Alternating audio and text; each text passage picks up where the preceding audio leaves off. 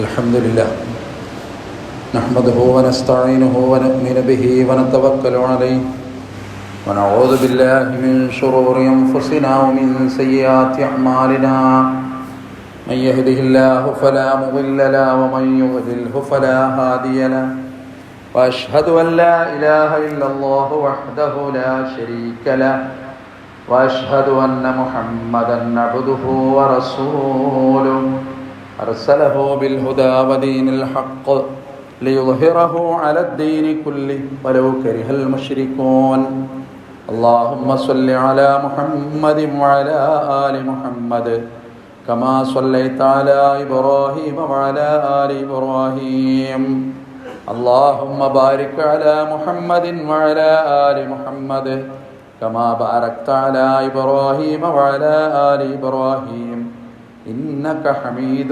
مجيد أما بعد فإن خير الحديث كتاب الله وخير الهدي هدي محمد صلى الله عليه وسلم وشر الأمور محدثاتها وكل محدثة بدعة وكل بدعة ضلالة أيها الإخوان والأخوات أوصيكم وإياي أولا بتقوى الله يا أيها الذين آمنوا اتقوا الله حق تقاته ولا تموتن إلا وأنتم مسلمون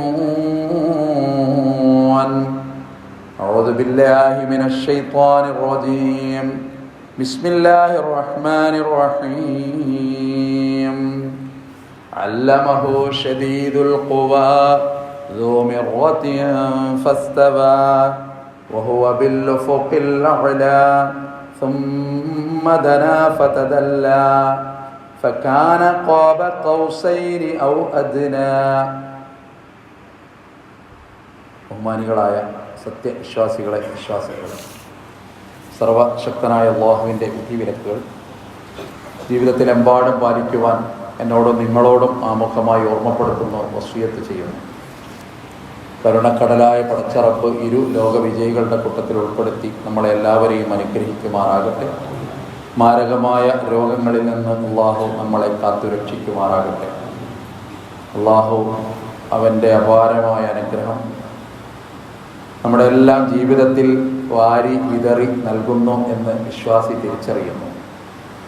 സുഖങ്ങൾ അനുഗ്രഹമാകുന്ന പോലെ ദുഃഖവും അനുഗ്രഹമാണ്. ആരോഗ്യം അനുഗ്രഹമാകുന്ന പോലെ ചിലപ്പോൾ രോഗങ്ങളും മനുഷ്യന് അള്ളാഹു അനുഗ്രഹമായിട്ട് നൽകുന്നു. പരീക്ഷണങ്ങൾ, സങ്കടങ്ങൾ ഒക്കെ ഈ സമ്മിശ്രമായ ജീവിതത്തിൽ അള്ളാഹു അങ്ങനെ സംവിധാനിക്കുന്നു. അത് തിരിച്ചറിയുകയും മനസ്സ് സംതൃപ്തമാവുകയും ചെയ്യുക എന്നുള്ളത് ഒരു വിശ്വാസിയുടെ ജീവിതത്തിലെ അതിപ്രധാനമായ സൗഭാഗ്യത്തിൻ്റെ അടയാളവും കൂടിയാണ്. നിരാശ എന്ന് പറയുന്നത് വിശ്വാസിക്ക് ജീവിതത്തിൽ ഇല്ലല്ലോ. സങ്കടം ഉണ്ടെങ്കിൽ തന്നെ അത് ക്ഷണികമാണ്. ഇമാം ഷാഫി റഹ്മഹുള്ള പറഞ്ഞ പോലെ ജീവിതത്തിൽ എത്ര ദുഃഖമുണ്ടോ അത് ആ സമയവും കടന്നു പോകും. അത് സ്ഥിരമായി നിൽക്കൂല, അതെല്ലാം മാറിപ്പോകും. നല്ല രാവ് വരും, നല്ല പകല് വരും, പ്രഭാതം വരും, നല്ല തിളക്കം വരും. ജീവിതം ആസ്വാദ്യകരമായിട്ട് അള്ളാഹു സംവിധാനിക്കും. നബി തിരുമേനി സല്ലല്ലാഹു അലൈഹി വസല്ലമയുടെ ജീവിതത്തിലെ അതിപ്രധാനമായ ഇസ്രാ മിഅ്റാജ് യാത്രയെക്കുറിച്ചാണ് കഴിഞ്ഞ ആഴ്ച ചില കാര്യങ്ങൾ സൂചിപ്പിക്കുകയുണ്ടായത്. യാത്ര എപ്പോഴും മനുഷ്യന് അത്ഭുതമാണ്, പാഠമാണ്. ഖുർആൻ പറയുന്നൊരു വാക്കുണ്ട്, ഖുൽ സീറൂ ഫിൽ അർള്, നിങ്ങൾ ഭൂമിയിൽ സഞ്ചരിക്കണം. ഫൻദുറൂ കൈഫ കാന ആഖിബത്തുൽ മുകദ്ദിബീൻ, ഈ മതത്തെ കളവാക്കിയവരുടെ പര്യവസാനം എങ്ങനെയാണെന്ന് നിങ്ങൾ പഠിക്കുക. ലോകത്ത് യാത്രക്കിടയിൽ ഒരുപാട് അറിവ് കിട്ടും. വിവിധങ്ങളും വൈവിധ്യവുമായ സംസ്കാരങ്ങൾ, സ്വഭാവ രീതികൾ. അതിനിടയിൽ നമ്മൾക്ക് അള്ളാഹു നൽകിയ അനുഗ്രഹം എത്ര വലുതാണ് എന്ന് ഇടക്കിടക്ക് നമ്മളെ അത് അള്ളാഹു തെര്യപ്പെടുത്തുകയും ബോധ്യപ്പെടുത്തുകയും ചെയ്യും. ആ യാത്രയിൽ റസൂലുള്ളാഹി ഒരുപാട് കാഴ്ചകൾ കാണിച്ചു എന്ന് ഹദീസുകളിൽ കാണാം. അതിൽ പ്രധാനമായൊരു സംഗതി പറയുന്നത് ജിബ്രീൽ അലൈഹിസ്സലാമിനെ സാക്ഷാൽ രൂപത്തിൽ നബിക്ക് അള്ളാഹു കാണിച്ചു കൊടുത്തു എന്നാണ്. 2 തവണയാണ് ജിബ്രീലിനെ നബി നേർക്ക് നേരെ കണ്ടത് എന്നാണ്. അത് നബിക്ക് ഉൾക്കൊള്ളാവുന്നതിലും അപ്പുറമായിരുന്നു ജിബ്രീലിൻ്റെ രൂപം. 600-ലധികം ചിറകുകൾ ജിബിരീൽ എന്ന മലക്കിനുണ്ടായിരുന്നു എന്ന് ഹദീസുകളിൽ കാണുന്നു. പരിശുദ്ധ ഖുർആനും അത് സംബന്ധമായ പരാമർശങ്ങൾ നടത്തുന്നത് കാണുന്നു. വഹ്യ് എന്ന് പറയുന്നത് ഒരു പ്രവാചകനെ സംബന്ധിച്ചിടത്തോളം 23 കൊല്ലങ്ങൾ നിരന്തരമായുണ്ടായൊരു സംഭവമായിരുന്നല്ലോ. അതിൻ്റെ തുടക്കം പേടി, അതിൻ്റെ ഓരോ നിമിഷവും ഭയപ്പാട്, അതിങ്ങനെ ജനങ്ങൾക്ക് അവതരിപ്പിച്ചു കൊടുക്കുമ്പോൾ പോലും ഭയപ്പാട്. ഒരു വലിയ ഉത്തരവാദിത്തം ജനങ്ങൾക്ക് അവതരിപ്പിച്ചു കൊടുക്കുന്നതിൻ്റെ ഉള്ളിൻ്റെ വിഹ്വലത നബി സല്ലല്ലാഹു അലൈഹി വസല്ലമയുടെ പെരുമാറ്റത്തിൽ, ജീവിതത്തിൽ. അതുകൊണ്ടാ ഖുർആൻ പറഞ്ഞത്, എന്തിന് നിങ്ങൾ നാവ് ചലിപ്പിച്ച് ബുദ്ധിമുട്ടണം? ലാ തുഹർരിക് ബിഹി ലിസാനക ലിതഅജല ബി ഇന്ന അലൈനാ ജംഅഹു വഖുർആന. നാം ഇത് കാത്തു സൂക്ഷിക്കും, നാം തന്നെ ഇത് താങ്കൾക്ക് പറഞ്ഞു തരും. ജിബ്രീലിന് ആദ്യത്തെ രൂപം കണ്ടു, ആദ്യത്തെ അനുഭവങ്ങൾ ഉണ്ടായി. നബിക്ക് പേടി തുടങ്ങിയില്ലേ? എപ്പോഴൊക്കെ ജിബ്രീൽ വന്നുവോ അപ്പോഴൊക്കെ നബി ഭയപ്പെട്ടു. വഹി വരുമ്പോഴൊക്കെ റസൂലുള്ള ഭയപ്പെട്ടു. ഞങ്ങൾക്കിടയിലിരിക്കുമ്പോൾ ചിലപ്പോൾ നെറ്റിത്തടം വിയർക്കുന്നത് ഞങ്ങൾ കാണും. അപ്പൊ ഞങ്ങൾക്ക് ബോധ്യമാകും വഹി വരുന്നുണ്ട്, ജിബ്രീൽ വരുന്നുണ്ട്. മദീനയുടെ മരം കോച്ചുന്ന തണുപ്പിൽ എൻ്റെ അടുത്ത് കിടക്കും എൻ്റെ നബി. ആയിഷ ബീവി പറയുകയാണ്, മണൽത്തരികൾ പോലും തരിച്ചു നിന്ന രാത്രി, പക്ഷേ നബി ശരീരമാകെ വിയർത്തൊലിക്കുന്നത് ഞാൻ അറിയും. അപ്പൊ എനിക്ക് ബോധ്യമാകും വഹ്യ് വരുന്നുണ്ട്. നബിക്ക് പേടിയാണ്. ഒട്ടകപ്പുറത്ത് വഹ്യ് വരുമ്പോ ഒട്ടകം വഹ്യിന്റെ കനം കൊണ്ട് കുനിഞ്ഞു പോകുമെന്നാണ്. ഓരോ സന്ദർഭങ്ങളും അങ്ങനെയാണ്. ഈ സാക്ഷാൽ ജിബ്രീലിനെ റസൂൽ സല്ലല്ലാഹു അലൈഹി വസല്ലമക്ക് കാണിച്ചു കൊടുത്തു എന്നാണ്. ആ യാത്രയിൽ കുറേ പ്രവാചകന്മാരെ കണ്ടു. അത് സംബന്ധമായൊക്കെ നമ്മൾ പറഞ്ഞു. ജിബ്രീലായിട്ട് കണ്ട ഭാഗവുമായി ബന്ധപ്പെട്ട് നജ്മ് സൂറത്തിൽ പറയുന്നു, അല്ലമഹു ശദീദുൽ ഖുവാ. ഈ ശക്തനായ കഴിവുള്ള ജിബ്രീലാണ് നബിക്ക് കാര്യങ്ങൾ പഠിപ്പിച്ചു കൊടുത്തത്. ദൂ മിർറത്തിൻ ഫസ്തവാ. ജിബ്രീൽ കരുത്തനാണ്, സാക്ഷാൽ രൂപത്തിലാണ് ജിബ്രീലിനെ കാണുന്നത്. വഹുവ ബിൽ ഉഫുഖിൽ അഅ്ലാ. നബി അപ്പ ഏറ്റവും ഉന്നതമായ ചക്രവാളത്തിലാണ്. സുമ്മ ദനാ ഫതദല്ലാ. പിന്നെ അവർ വീണ്ടും അടുത്തു. ഫകാന ഖാബ ഖൗസൈനി ഔ അദ്നാ. അമ്പിന്റെ വില്ല് പരസ്പരം അടുത്ത പോലെ, അതിനേക്കാൾ കൂടുതൽ അവരടുത്തു. സൂറത്തുൽ നജ്മില് അല്ലാഹു തആല ഇങ്ങനെ പറഞ്ഞു തരുന്നുണ്ട്. ഇതൊരു പാഠമാണ്, ഇതൊരു ദൃഷ്ടാന്തമാണ്.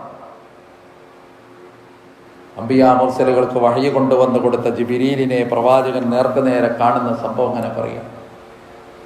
ജിബ്രീലുമായിട്ടുള്ള യാത്ര, ആ യാത്രയിൽ കുറച്ച് കാഴ്ചകൾ, അത് സംബന്ധമായ ചില സൂചനകൾ മാത്രം.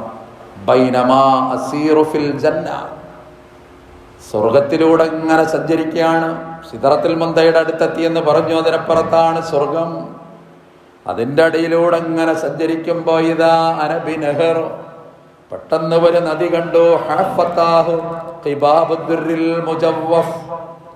മുത്തിന്റെ പാത്രങ്ങൾ, ആ പാത്രങ്ങൾ കൊണ്ട് ചുറ്റപ്പെട്ട മനോഹരമായ ഒരു നദി.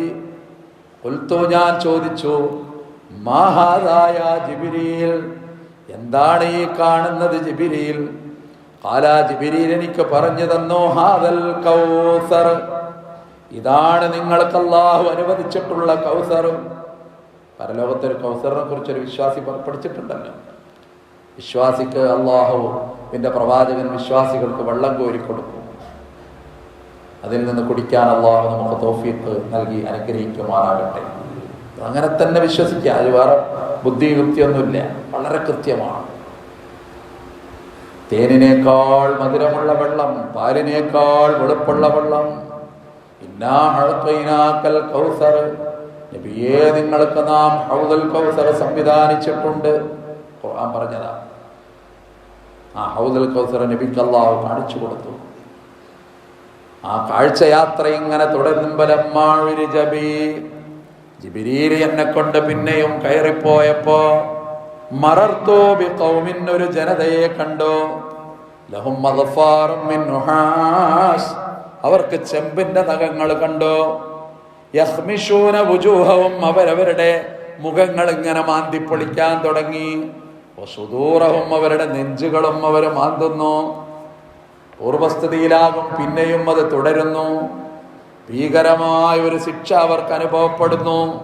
ഫഖുൽതു, ഞാൻ ചോദിച്ചു, മൻ ഹൗലായി യാ ജിബ്രീൽ, ആരാണ് ജിബ്രീലേ കൂട്ടർ? ഖാല, ജിബ്രീൽ പറഞ്ഞു, ഹൗലായി അല്ലദീന യഅ്കുലൂന ലുഹൂമന്നാസ്, അവർ മനുഷ്യരുടെ മാംസം തിന്നവരാണ്. വയഖഊന ഫീ ആസാരിഹിം, അവരുടെ അഭിമാനങ്ങളിൽ കുടിയിരുന്നവരുമാണ്. അല്ലാത്തൊരു വാക്കാണ്. ചില ആളുകൾക്ക് വേറെ പണിയൊന്നുമില്ലല്ലോ, ആളുകൾ അങ്ങനെ കുറ്റം പറഞ്ഞ് നടക്കുക. അയാളെ കുറവ്, അയാൾ അങ്ങനെയുണ്ട്, അയാൾ ഇങ്ങനെയാണ്, വേറൊരു പണിയില്ല. അത്തരം ആളുകളെ പറ്റിയാണ് ഈ പറയുന്നത്. ഖുർആൻ ഒരു ഉപമ പറയുന്നുണ്ട്, അയ്യുഹിബ്ബു അഹദുക്കും മയ്യക്കുല ലഹ്മ അഖീഹി മൈതൻ ഫകരിഹ്തുമു. നിങ്ങളുടെ സഹോദരൻ, മരിച്ചു കിടക്കുന്ന സഹോദരന്റെ പച്ചമാംസം തിന്നാൻ നിങ്ങൾക്ക് ഇഷ്ടമാണോ? അള്ളാന്റെ ചോദ്യം. ഫകരിഹ്തുമു, അത് ഇഷ്ടമല്ലല്ലേ? എന്നാൽ അതുപോലെയാണ് നിങ്ങൾ മറ്റുള്ളവരെ കുറിച്ച് അപവാദം പറയുന്നത്, മറ്റുള്ളവരെ കുറിച്ച് വേണ്ടാത്തരം പറയുന്നത്.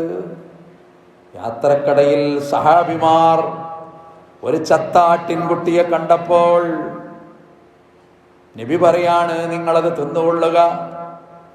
അപ്പൊ ദുർഗന്ധമുണ്ടതിന് നബിയെ, ഇതെങ്ങനെ തിന്നാൻ? അപ്പൊ പറഞ്ഞു, നേരത്തെ നിങ്ങൾ ചെയ്തതിനേക്കാൾ നല്ലതാണ്. ഒരു സഹാബിയെക്കുറിച്ച്, അയാളുടെ പരലോക ജീവിതത്തെക്കുറിച്ച് ചർച്ച ചെയ്തിട്ട് 2 സഹാബിമാർ വരുന്നതാണ് റസൂലുള്ള കേട്ടത്. മറ്റുള്ളവരെ കുറിച്ച് പറയാൻ നിങ്ങൾക്ക് എന്തർഹത?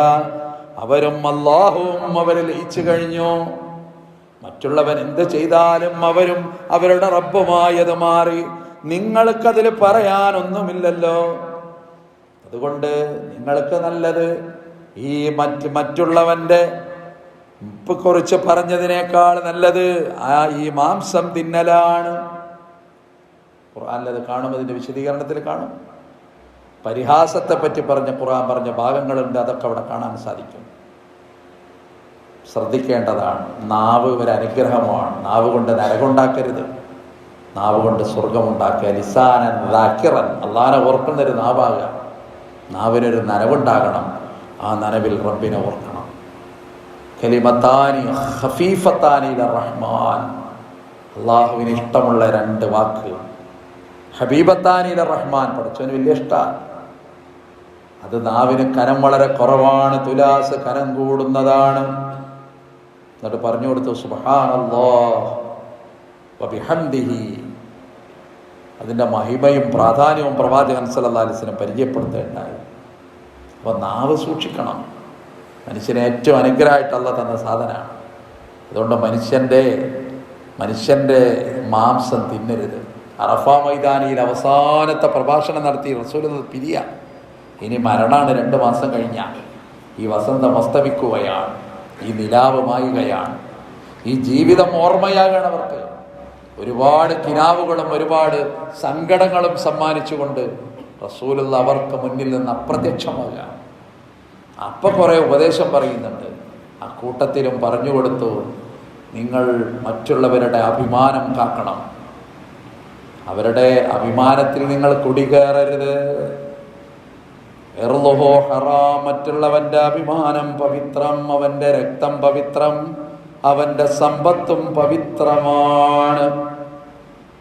അപ്പൊ മെഹറാജിന്റെ രാത്രിയിൽ കണ്ട ഒരു കാഴ്ച പിന്നെ കണ്ടു. റഅയ്തു ലൈലത്തൻ, ആ രാത്രി പിന്നെയും ഞങ്ങൾ കടന്നുപോയി.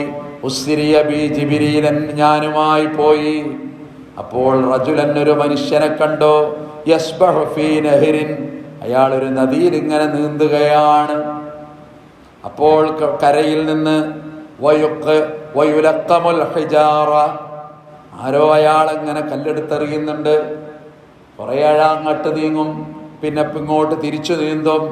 ഫസഅൽതു മാ ഹാദാ, ഞാൻ ചോദിച്ചു ജിബ്രീലിനോട്, എന്ത് തെറ്റാണ് ഈ മനുഷ്യൻ ചെയ്തത്? ഫഖാല ജിബ്രീൽ ലി, ജിബ്രീൽ എന്നോട് പറഞ്ഞു, ഹുവ ആകിലുർ റിബാ, അവൻ പലിശയുടെ മുതൽ തിന്നവനാണ്. ഒരു ശിക്ഷ കാട്ടിക്കൊടുക്കുക, ഭീകരമായ പലിശ. പുതിയ കാലത്ത് സാമ്പത്തിക ക്രമത്തിൽ മുകളിലും താഴെയും വന്ന് മനുഷ്യനെ പരീക്ഷിക്കപ്പെടുന്ന ഒരു സംവിധാനം. ആ സംവിധാനം അതിൻ്റെ പേരിൽ ലാഭമുണ്ടാക്കി, അതിൻ്റെ പേരിൽ സമ്പത്ത് ചെലവഴിച്ചവൻ, അതിൻ്റെ പേരിൽ ലാഭം കൊയ്തവൻ, അവൻ അല്ലാഹു കൊടുക്കുന്ന ഭീകരമായ ശിക്ഷ. പിന്നെയും ജിബ്രീൽ തുടരുക, റസൂലുള്ള തുടരുകയാണ്. ജിബ്രീൽ എന്നെ കൊണ്ട് പിന്നെയും കടന്നുപോയി. ആ പോക്കിൽ ഒരു കാഴ്ച കണ്ടു. ഒട്ടകത്തിന്റെ ചുണ്ട് പോലെ വലിയ ചുണ്ടുള്ള കുറെ മനുഷ്യന്മാർ, വലിയ വയറുള്ള കുറെ മനുഷ്യന്മാർ, ഭീകരമായ രൂപമുള്ള കുറെ മനുഷ്യന്മാർ തീക്കട്ട പോലെ അവര് വായിലിടുന്നു. പെട്ടെന്നത് വിസർജ്യമായി പുറത്തു പോകുന്നു. അവരെ കുടൽമാല പുറത്ത് ചാടുന്നു. വീണ്ടും പൂർവസ്ഥിതിയിൽ അവർക്ക് അങ്ങനെ ശിക്ഷ അല്ലാഹു കൊടുക്കുന്നു. ഞാൻ ചോദിച്ചു, മൻ ഹൗലാഇ ജിബ്രീൽ, ആരാണ് ജിബ്രീലേ ഈ കൂട്ടർ?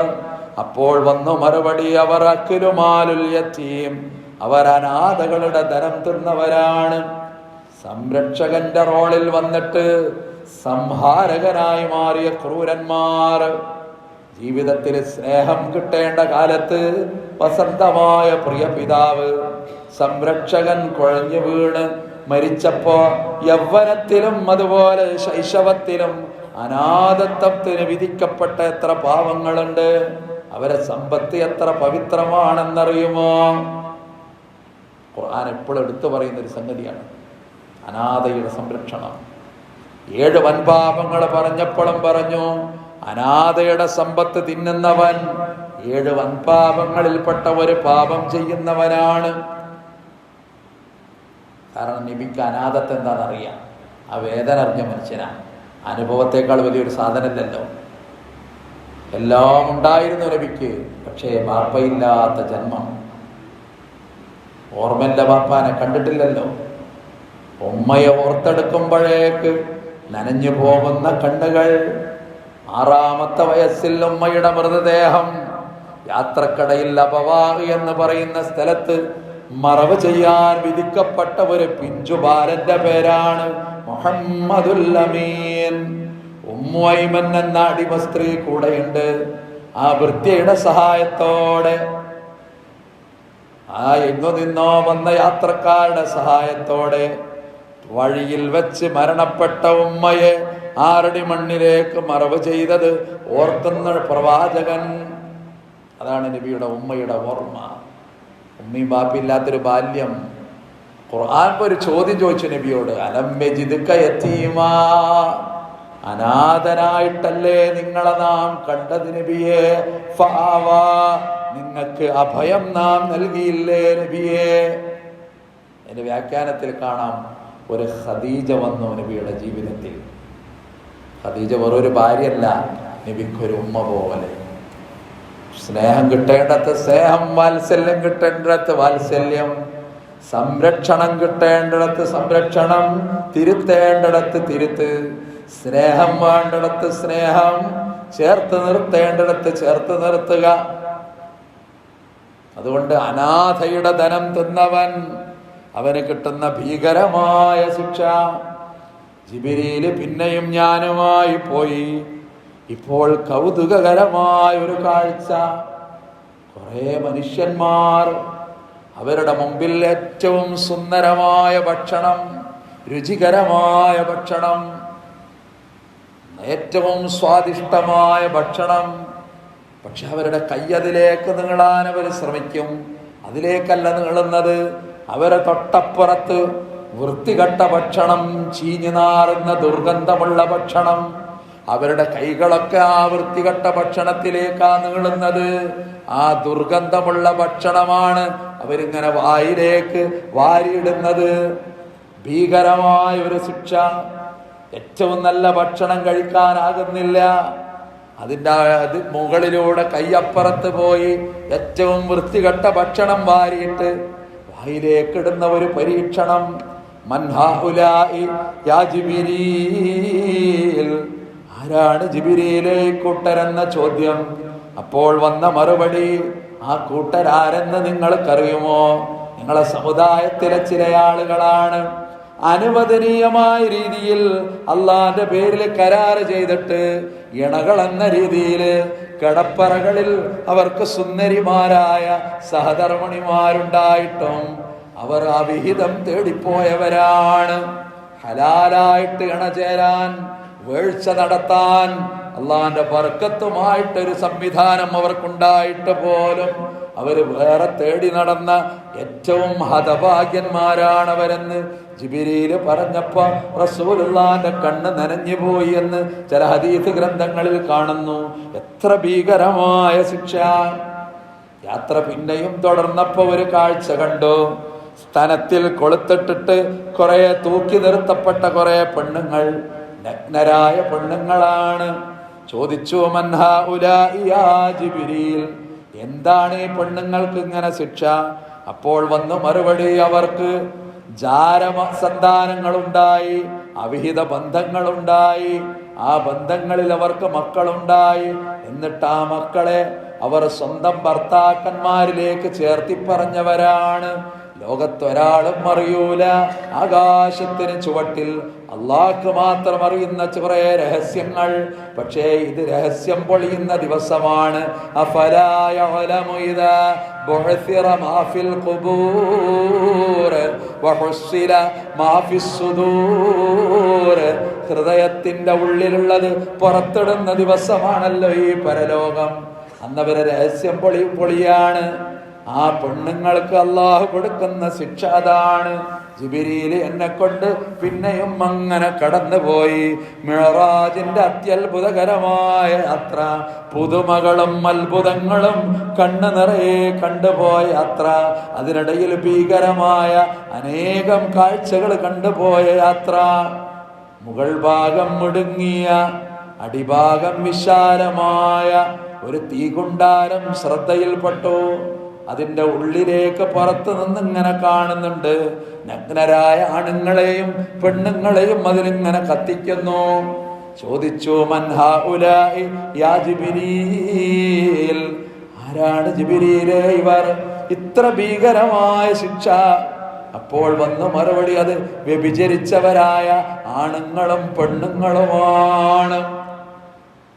അത്യത്ഭുതകരമായ പാഠം, മിഅ്റാജിന്റെ പാഠം. ഇതിലൊരുപാട് പാഠങ്ങൾ അത് ജീവിതത്തിൽ പകർത്തണം, അത് ഉൾക്കൊള്ളാൻ സാധിക്കണം. പ്രവാചകൻ സല്ലല്ലാഹു അലൈഹി വസല്ലമയുടെ അധ്യാപനങ്ങൾ അത് നമുക്ക് വിജയമാണ് എന്ന് ബോധ്യപ്പെടാൻ സാധിക്കണം. ഈ അധർമ്മങ്ങളിൽ നിന്ന് മനുഷ്യനെ വേലികെട്ടി നിർത്തുന്ന ഏറ്റവും ഉന്നതവും മഹോന്നതവുമായ നമ്മുടെ സംസ്കാരത്തെ മാറോട് ചേർക്കാൻ, അത് ഹൃദയത്തോടെ ഏറ്റുവാങ്ങാൻ, അങ്ങനെ ഏറ്റവും നല്ലവരിൽ നല്ലവരായി തീരാൻ നമ്മൾ ശ്രമിക്കണം. അല്ലാഹു റബ്ബുൽ ഇസ്സത്ത് നമ്മളെ എല്ലാവരെയും അനുഗ്രഹിക്കുമാറാകട്ടെ.